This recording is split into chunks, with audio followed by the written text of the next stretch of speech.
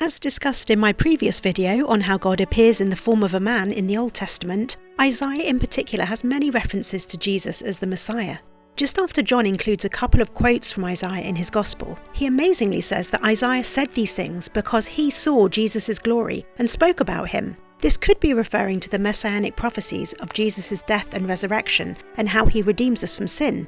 But it's mind-blowing to consider that he could be referring to Isaiah's well-known throne room scene, where he saw the Lord high and exalted on his throne in the heavenly temple, with seraphs flying around him.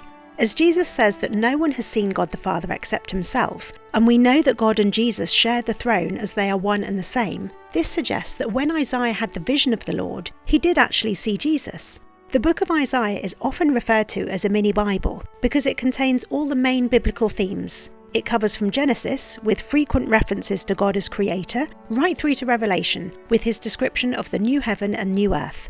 Chapters 1 to 39 focus mainly on God's judgment of sin and the need for salvation, and chapters 40 to 66 contain messages of hope, with the coming Messiah and future restoration. While it's interesting that Isaiah has 66 chapters, like the Bible is composed of 66 books, with the first 39 chapters and the second 27 chapters in some ways reflecting the message and number of books in the Old and New Testaments, we can't read too much into it, as the chapter divisions of course came much later.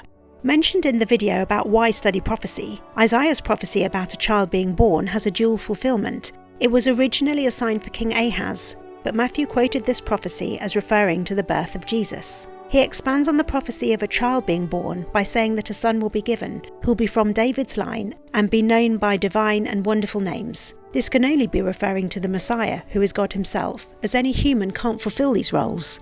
The Messiah is also described as coming from the root of Jesse as the branch, who will have the sevenfold Spirit of God and reign with righteousness and justice.